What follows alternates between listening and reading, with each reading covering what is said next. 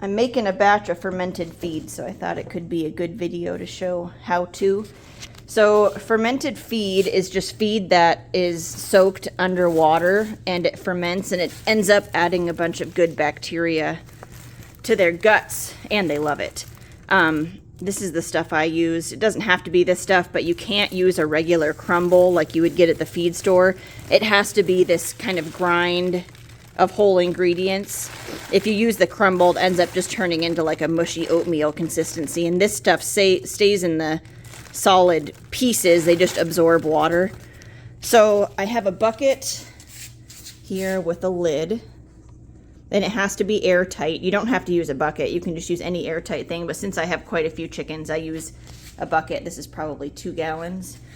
And then I will go inside and show you what I do next. All right, so I have it in my sink here, and there's 2 things I always add. I add some of the poultry cell, which is the multivitamin we use, and I add a little bit of EM1. This is sold for gardens, but it actually is good for chickens too. If you just use a little bit of it, it adds a bunch of probiotics as well and helps the fermentation process. So I just add, doesn't have to be hot or cold, just room temperature water. And you add it over the level of the feed and then some, because it about doubles in size.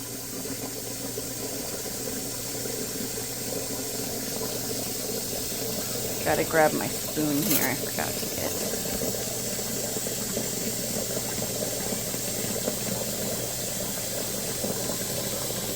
So I added it maybe a couple inches over the feed, and then I just stir it up.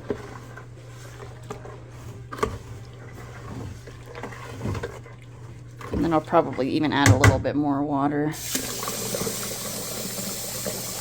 That's probably good. And then usually I add the vitamins at the end right before I serve it, but for the sake of doing the video here, I'll add them right now. So again, just poultry cell. Add maybe that much.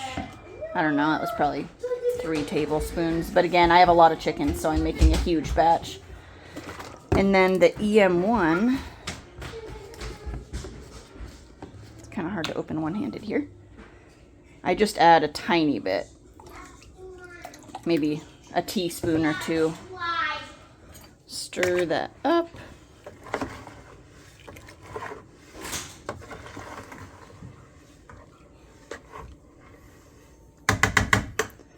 And then I add the lid on. Let's see if I can do this one-handed.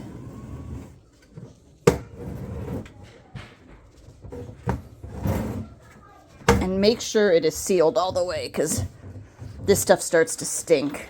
And so if there's any gaps in the lid, your whole room will stink. So anyway, I just leave it on my floor like this for 24 hours.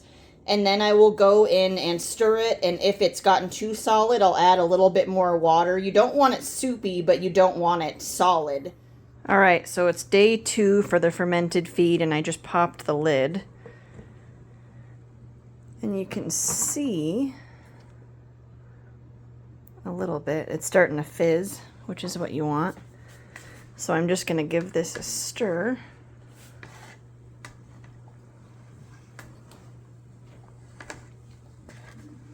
And if yours is too watery, or if it's pretty much solid, you can add water or dry food, depending on what you need to get it to about this consistency.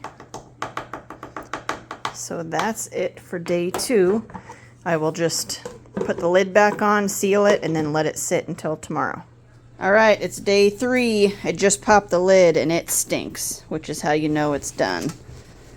Let's see. You can see the fizzing there. Yeah, it smells bad. I recommend doing this outside.